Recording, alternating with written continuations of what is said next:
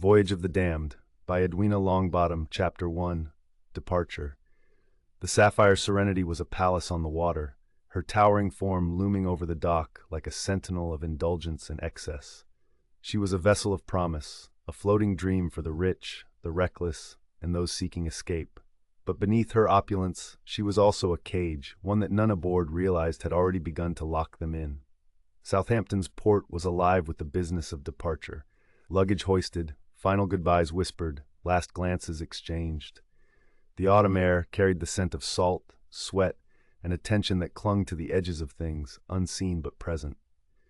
At the gangway, Clara Mitchell hesitated, her gloved fingers tightening around the strap of her leather clutch. The life she was leaving behind lingered at her back, heavy like chains. The life ahead was uncertain, but it was hers to claim. Her dark green traveling dress hugged her curves, understated yet elegant, the silk of her slip barely concealed beneath. Men looked at her in passing, their gazes subtle, some less so, but she was used to it. Desire was currency, and she had learned long ago how to wield it. She stepped aboard. Not far behind, James Carter, a journalist with an appetite for the hidden, adjusted the strap of his satchel, feeling the reassuring weight of his camera inside. His sharp blue eyes were made for peeling away layers, for extracting truth from the polished veneers people so carefully constructed. His lens captured snippets of the scene. A woman discreetly brushing a lover's touch from her sleeve, a man checking his pocket watch too often, as though time were slipping away from him too quickly. James had covered war, scandal, and politics, but pleasure, wealth, and the underbelly of decadence? That was a different kind of battlefield, one where the wounds were not always visible. A deep, guttural horn signaled their departure, and the grand ship began to pull from the harbor, its engines vibrating through the bones of the passengers who stood watching the English shore shrink into the horizon. Champagne glasses clinked. Promises were exchanged in murmurs, a toast to the unknown. Above, on the bridge, Captain Robert Ashford stood with a firm grip on the railing, his face weathered but unreadable. He had spent a lifetime at sea, yet a tightness coiled in his chest. He had been on countless voyages, but something about this one felt wrong. The first night at sea bloomed like a poison flower. The grand dining hall dripped with wealth and excess. The chandeliers cast golden light over polished mahogany, reflecting in glasses filled with expensive liquor. Conversations hovered between whispers and laughter, the kind of talk that held secrets within secrets. James found himself across from Lillian Everett, a woman whose beauty had been sculpted by wealth and experience. The art curator had a dangerous sort of elegance, the kind that made men ruin themselves willingly. She was wrapped in deep burgundy silk, her neckline just scandalous enough to tempt without surrender. "You watch people," she said, swirling her wine. "It's quite intimate, isn't it?" James held her gaze. Intimacy requires consent. Observation doesn't. Lillian smirked, leaning just slightly closer. "And which are you after?" James took a slow sip of his drink, feeling the warmth spread down his throat. The truth. Her lips curled at the corners. Truth is never free. It costs something. James tilted his head. "And what price do you put on yours?" She laughed softly, a sound that didn't quite reach her eyes. "Perhaps you'll find out before this voyage is over." Elsewhere, Lord Edmund Harrington, a man of old money and unchecked appetites, held court, his voice rich with self-importance. The men around him nodded in all the right places, while the women either feigned amusement or looked past him, seeking something more interesting. Clara, seated nearby, sipped her cocktail, aware of Harrington's gaze finding her through the crowd. She had encountered men like him before, entitled, dangerous in ways that were not immediately apparent, their wealth a shield against consequence. She glanced away, her gaze catching something else, someone else. A man at the bar, dressed impeccably in a dark suit, his presence oddly still among the movement of the room. His eyes were cold, watching her. The ice in Clara's drink clinked against the glass as a chill slid down her spine. She turned away, but the unease lingered. The ship moved further into the Atlantic, the land behind them swallowed by darkness. Somewhere below deck, deep within the belly of the Sapphire Serenity, a door locked with a quiet but decisive click. And above, under the golden glow of chandeliers, beneath the weight of silk and pearls and forbidden whispers, no one yet realized what they had set in motion. The voyage had begun. Chapter 2. Unsettling Developments. The Sapphire Serenity cut through the Atlantic like a blade, her course steady, her passengers blissfully unaware of the shadows beginning to stir beneath her polished surface. The luxury of the voyage lulled them into complacency. Fine dining, indulgent cocktails, whispered rendezvous in dimly lit corners. But the sea has always been a fickle mistress, and the illusion of safety is the cruelest of lies. The library and the watcher. Clara Mitchell sought refuge in the ship's library, a dimly lit sanctuary away from the suffocating indulgence of the upper decks. The scent of old paper and polished mahogany filled her senses, wrapping around her like an old lover's embrace. She wasn't alone. She could feel it, the weight of unseen eyes, a presence lingering just beyond her periphery. She turned a page in her book, feigning calm, but her pulse betrayed her. A low, amused voice broke the silence. Reading to escape, or reading to remember? She lifted her gaze to meet James Carter, leaning casually against the bookshelf, his camera strap hanging loosely over his shoulder. His eyes, sharp and knowing, watched her with something she couldn't quite place. Curiosity, amusement, something else. Perhaps both, she murmured, setting the book aside. And you? Lurking in libraries instead of chasing scandal? James smirked. Scandal finds me, no need to chase. Clara let her lips curl into a small smile, but before she could reply, the ship groaned beneath them, a strange, hollow sound, like something shifting in the deep. The lights flickered for the briefest moment. James tensed. That didn't feel normal. Clara's fingers grazed the polished wooden table. Nothing about this voyage feels normal. Neither of them noticed the man standing in the corridor just beyond the library doors, watching the first incident. The grand promenade was alive with laughter and indulgence. Women in glittering gowns clutched their pearls as men whispered promises, laced with the kind of sin that could only exist in the liminal space of a voyage, where affairs were not affairs and sins didn't count until land was beneath one's feet again. And then the scream, sharp, piercing, splitting through the opulent atmosphere like a jagged knife. Passengers turned, gasps rippling through the crowd as a figure collapsed in the corridor near the dining hall.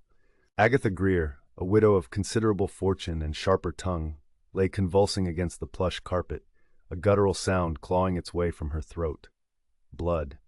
Crimson stained the front of her pale blue gown, spilling from her lips, vivid against the softness of the fabric. God, she's choking, someone shrieked. Crew members rushed forward, the illusion of leisure shattering in an instant.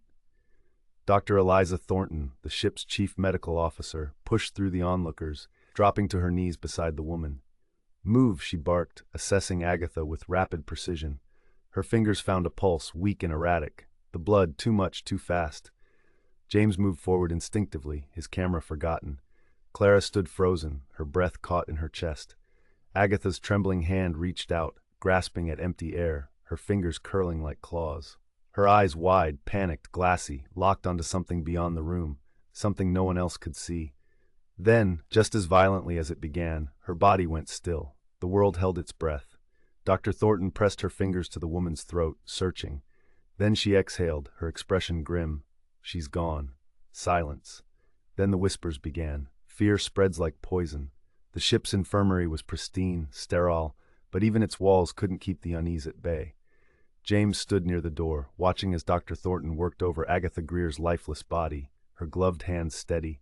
Clara lingered beside him, arms crossed, her sharp eyes assessing the scene with the same intensity as his. It wasn't a heart attack, Thornton muttered, almost to herself. Too much blood. It wasn't natural. James's journalist instincts flared. You think she was poisoned? Thornton hesitated. I don't know yet. But whatever this was, it wasn't ordinary. Clara glanced toward the body. The old woman's face, now drained of its usual sharpness, looked almost peaceful. Almost. People will talk, Clara murmured. They'll be afraid. James nodded. They should be. The cursed artifact. That evening, despite hushed conversations and shaken nerves, the ship's social elite still gathered in the grand ballroom.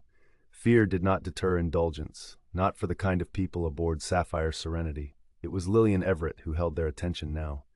The art curator stood at the center of the room, poised and elegant, a glass of champagne in hand. Beside her, displayed under soft lighting, was an artifact, an ornate dagger, its blade still sheathed, its hilt adorned with intricate carvings of an ancient language. Lillian's voice was smooth as honey. This piece is rumored to have belonged to an ancient queen, one who sought revenge beyond the grave. James leaned closer to Clara, whispering, "Perfect timing for a ghost story." Clara didn't smile. She was watching the dagger too intently. Lillian continued, "The legend claims that those who disturb her rest are cursed, condemned to madness, to death." She let the words hang in the air, tantalizing. "Of course, we are modern creatures. We know better than to believe in curses, don't we?" A nervous laugh rippled through the crowd, but not everyone laughed. James' gaze flickered across the room. Some faces looked amused, others uneasy. And some looked as if they knew something the rest did not. In the corner, Lord Edmund Harrington watched the dagger with an expression that was almost reverent. Clara leaned in slightly. "Do you believe in curses, James?" He exhaled, taking a slow sip of his drink. "I believe in fear, and fear is more powerful than any curse." As the evening stretched on, the unease did not fade. It clung to the room, to the very walls, as if the ship itself were listening. And somewhere, unseen, something was listening. Something had awoken. Something that would not rest again. Chapter 3. Paranoia at Sea. The Sapphire Serenity drifted deeper into the Atlantic, surrounded by nothing but the infinite blackness of the sea. The sky stretched above, vast and unyielding, but down here, on this ship, in these corridors, the world was shrinking. People whispered. Agatha Greer's death had shaken them, but it wasn't just the death itself. It was the way she died. The way she looked, her bloodied mouth, her reaching hands, the terror in her eyes. Something was wrong aboard this ship. Nightmares and the dark things we hide. Clara woke gasping. Her sheets clung to her damp skin, her nightgown tangled around her legs. The dream, the thing in the dream, was still clinging to her mind like a shadow that refused to leave. She had been drowning. Not in the sea, but in something thicker, heavier. Her lungs had burned as she reached out, grasping for something, anything, only to feel fingers closing around her wrist, not to save her, to pull her under. She shuddered, running her fingers through her damp hair. The room was too dark, the air too still. And then, the knock, soft, deliberate. Clara's pulse spiked. She turned toward the door, her breath shallow. Another knock, 3 times. Slow. Measured. She pulled herself out of bed, slipping toward the door. Her hand hovered over the handle. Every instinct in her body told her not to open it. She did anyway. The hallway outside was empty.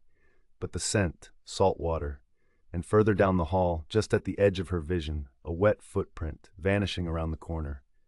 James in the mirror that lied. James Carter was losing sleep. His instincts had never failed him before, and now they were screaming at him. Something was off. Agatha's death, the dagger, the fear infecting the passengers like a disease.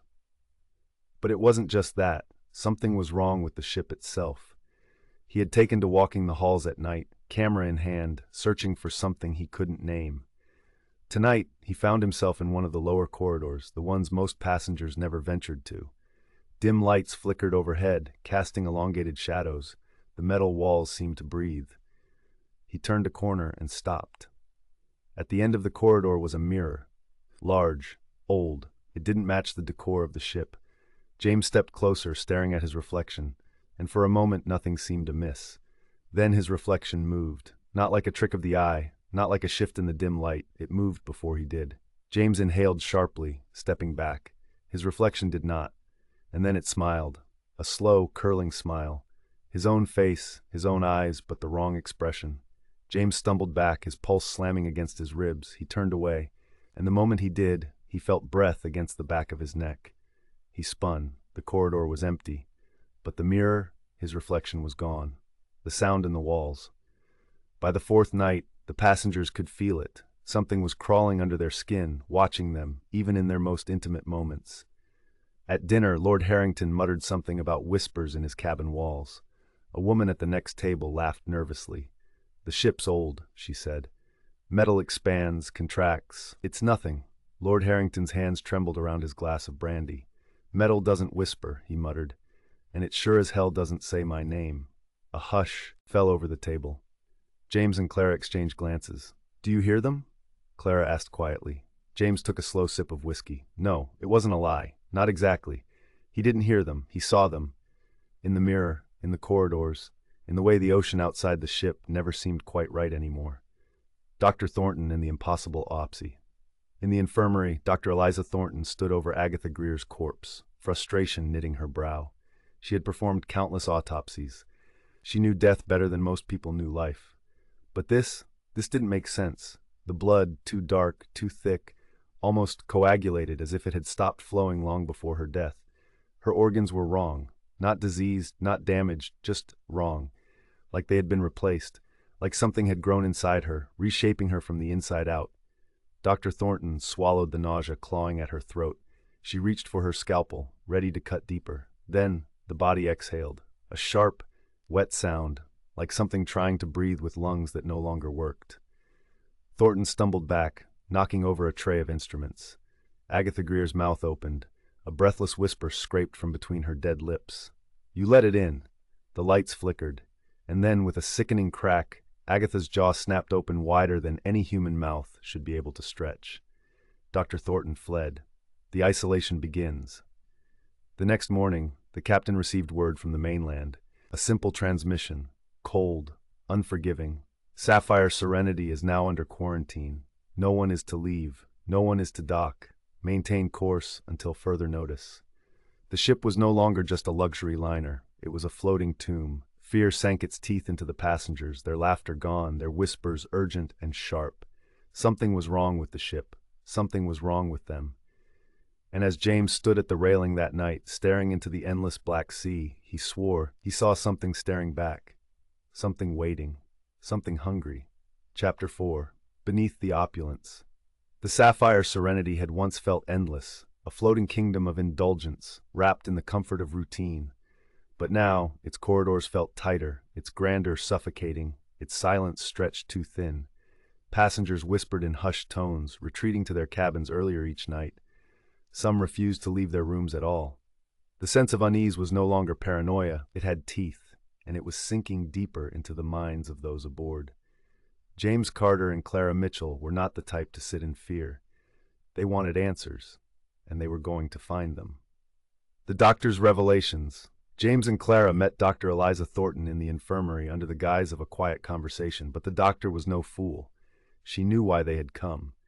She closed the door behind them, locking it. Her eyes, once sharp with controlled precision, were now rimmed with exhaustion. "You shouldn't be here," she muttered, rubbing her temples. James leaned against the cold steel counter. "And yet, here we are." Clara crossed her arms. "Tell us the truth." Dr. Thornton exhaled slowly. Then she pulled back the sheet covering Agatha Greer's body.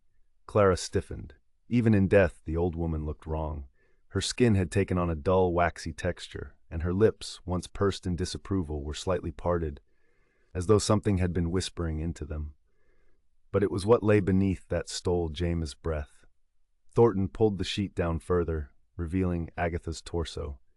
The incision marks from the autopsy had already begun to heal. Not decay. Heal. James stared. "That's not possible." "I know," Thornton muttered, voice tight. "The blood samples I took from her, they've thickened into something gelatinous. It doesn't behave like normal human tissue anymore." Clara's throat tightened. "Are you saying she was changing?" Thornton hesitated. "I'm saying something was changing her. Before she died." The words settled like lead in the air. James forced his voice to remain level. "Could it be connected to the dagger?" Thornton's eyes flickered. "That artifact?" Clara nodded. "There are rumors about it, about curses." The doctor sighed. "I don't believe in curses, but science tells me something is happening here that I can't explain." She hesitated, then reached into a drawer. When she pulled out a vial of Agatha's blood, both James and Clara leaned in. It had moved. Thick, dark, alive. James's fingers twitched for his camera, but he didn't dare break the silence with a flash. Clara exhaled slowly. "We need to get to the bottom of this." Thornton's jaw tightened. "Be careful. You may not like what you find." The forgotten decks. The lower decks of the Sapphire Serenity were not designed for luxury. They were a stark contrast to the grand dining halls above. Cold steel walls, dim lighting, and the scent of oil and sea air clinging to every surface. It was the part of the ship where the elite never ventured, and it was exactly where James and Clara were going. "We're looking for the cargo manifest," James muttered, keeping his steps light. "If something was smuggled aboard, it's down here," Clara finished. They moved carefully through the corridors, their footsteps swallowed by the hum of the ship's engines. The crew quarters were eerily empty, and the further they went, the more a deep, unsettling silence settled over them. Then a sound, a faint scratching. Clara grabbed James's arm. "Tell me you hear that."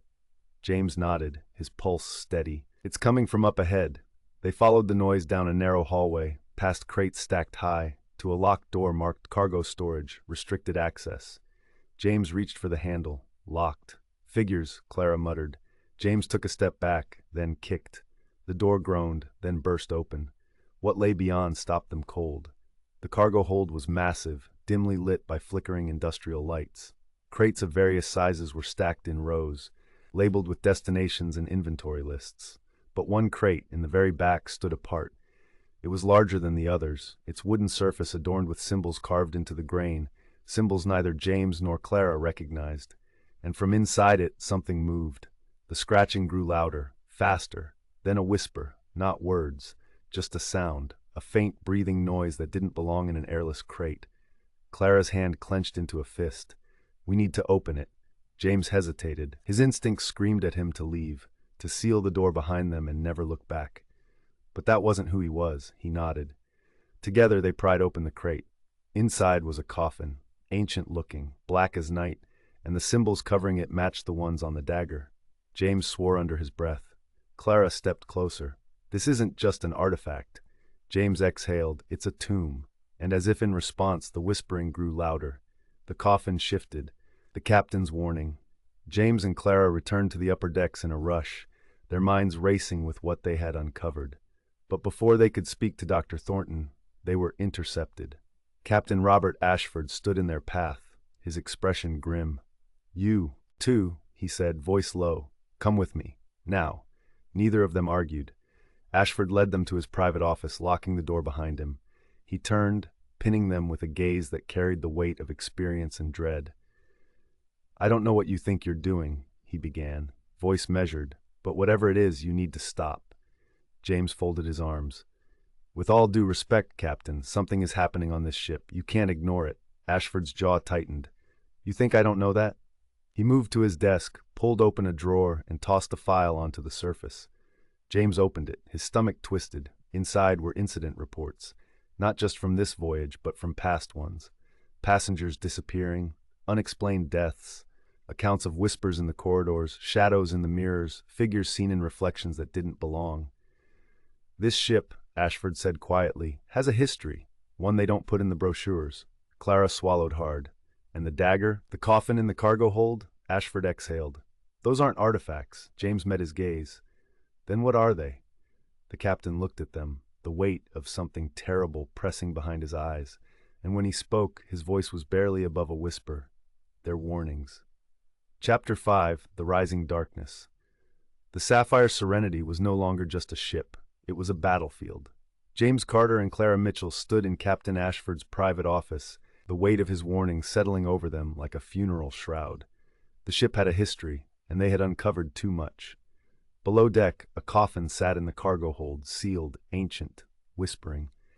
It bore the same markings as the dagger in Lillian Everett's exhibit, the very same dagger that passengers now whispered was cursed.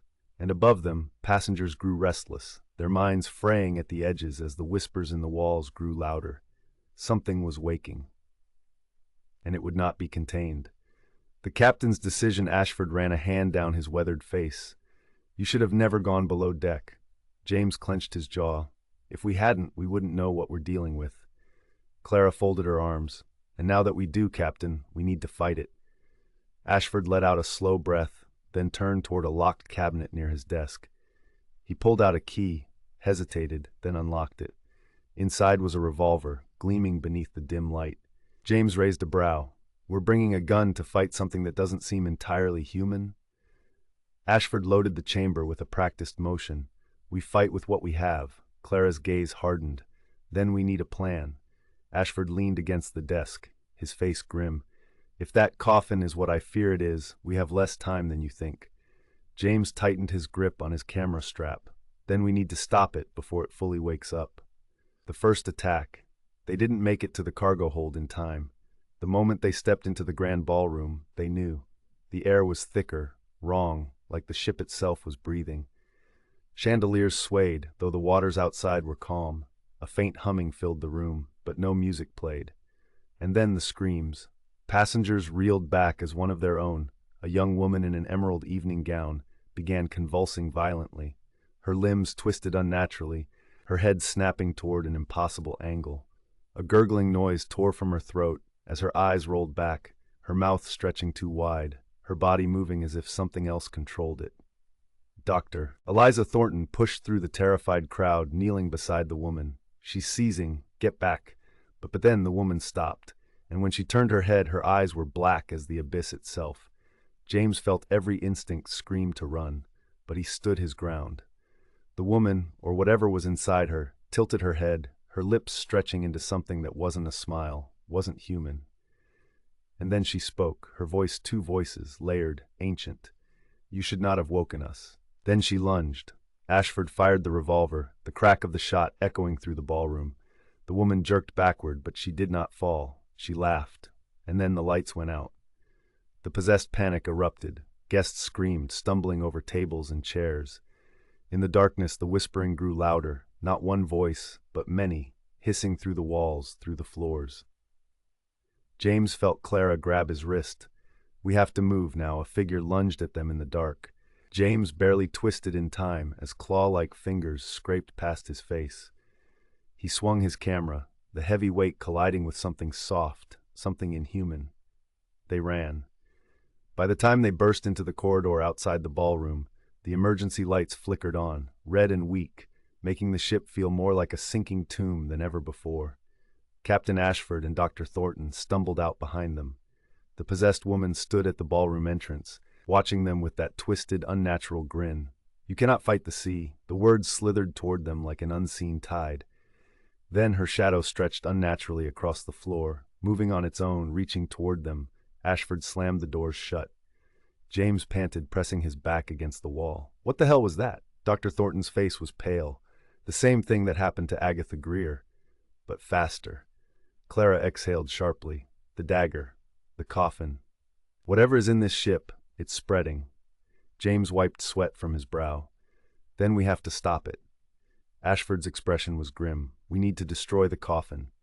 The descent into the belly of the ship. Armed with crowbars, flares, and Ashford's revolver, the group moved quickly toward the lower decks where the coffin still rested.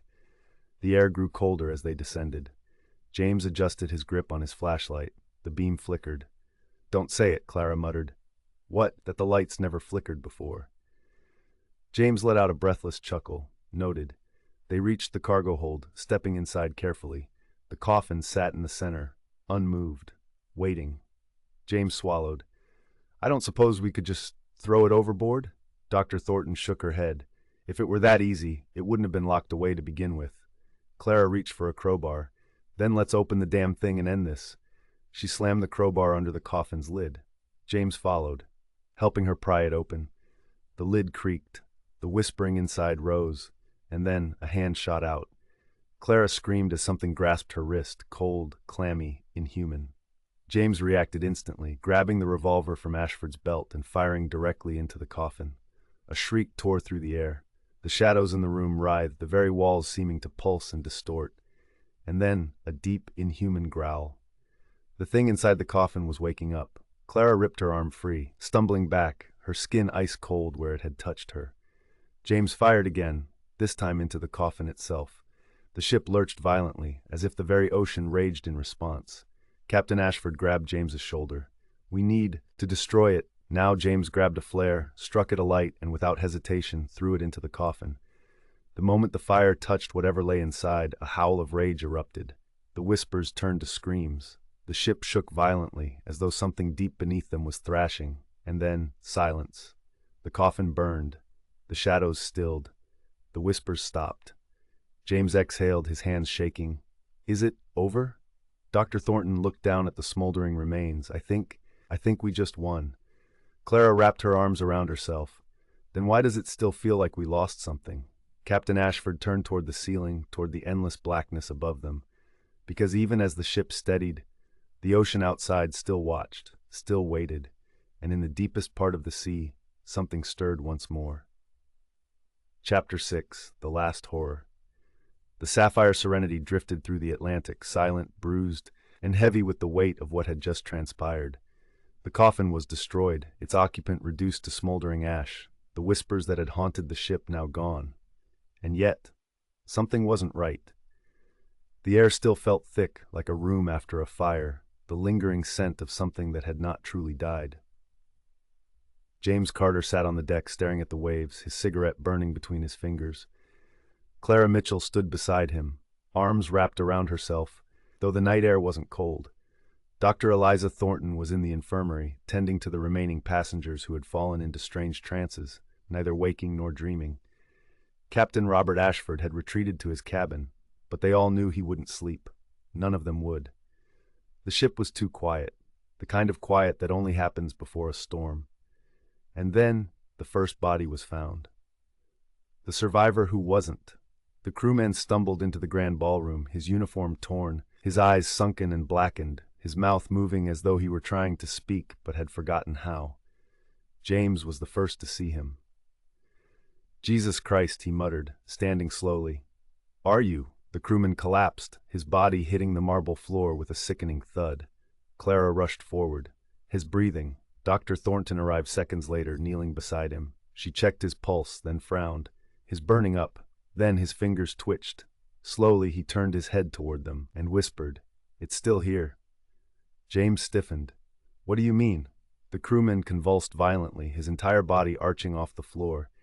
His mouth opened too wide, like something inside was stretching him open from the inside. And then he screamed. A deep, guttural sound that didn't belong to a man.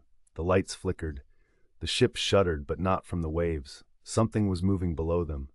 The ocean calls. Captain Ashford burst into the ballroom, his face pale. "We have a problem." James exhaled shakily. "You don't say." "No," Ashford growled. "Look outside." They ran to the deck railing. The ocean, once endless black, was now moving. Not the waves, the water itself. It was shifting, boiling, something stirring beneath it. Clara's fingers dug into the railing. Oh my God. James had seen many things in his career. War, death, the kind of suffering men inflicted on one another. But he had never seen the ocean breathe. It wasn't over. Destroying the coffin, burning the thing inside, it hadn't ended it. It had awakened something else, something older, something waiting. The final descent. The ship lurched violently, throwing them to the deck. James hit the floor hard, his vision swimming. He barely had time to register what was happening before a deafening sound split the air. A scream. No, not one. Many, from below deck. Clara pulled herself up, her voice ragged. "We have to get down there." Ashford was already moving. "If there's anyone left, we're getting them out." Dr. Thornton hesitated for only a second before following. James swallowed back his fear. Then he ran. They descended back into the lower decks, the air colder, wrong, as though the ship itself was now hollow inside. And then they heard it. A wet, slithering sound. Something moving in the dark. And the whisper, not from the walls this time. "You woke us. We were waiting." James' blood turned to ice. They rounded the last corner, stepping into the cargo hold, and stopped dead. The truth beneath the waves, the coffin was gone. Not burned, not destroyed, just gone. In its place was something worse. The walls were pulsing, wet with something slick and black. The ceiling dripped, as though the ship itself had begun to rot. And in the center of the room, standing perfectly still, were the missing passengers. Their backs were to them. Their bodies rigid, their heads tilted slightly, as if they were listening to something. Dr. Thornton took a shaky step forward. "My God." Clara's voice was barely a whisper. "They're alive." James felt his hands tremble. No, the figures shifted, slowly, unnaturally. One by one, they turned to face them. Their eyes were gone. Their mouths moved, but no words came out, only bubbles, as if they were drowning in air. Captain Ashford grabbed James' arm. "We have to go." Now, the whispering grew louder, overlapping, a sound that wasn't human anymore. Then they moved. Not walked. Moved. Rushing forward in a jerking, impossible motion, like something was pulling them forward from inside their skins. James grabbed Clara, pulling her back as one of the figures lunged, fingers elongated, reaching, grabbing. Ashford fired the revolver. The shot tore through the air, but it did nothing. The thing didn't stop. It didn't even bleed. They ran. The ocean takes its own noon. They made it back to the upper deck, slamming the door behind them. Passengers had begun screaming, the sea now churning violently, the water rising unnaturally. James turned to Ashford. "What do we do?" Ashford's face was set, his voice grim. "We have to sink the ship." Clara's breath caught. "What?"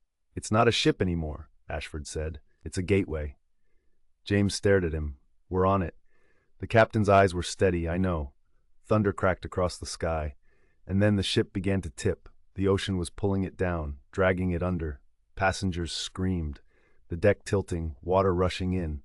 James grabbed Clara's hand. "Jump." And together they leapt into the sea. The final moments of the Sapphire Serenity. From the waters below, James watched as the ship, his prison, his battlefield, his grave, was dragged beneath the waves. He could still hear the whispers, even as the ship vanished beneath the surface. Clara clung to him, her voice ragged. "James," and then silence. Nothing but black water, and far beneath them, where no light touched, something opened its eyes and smiled.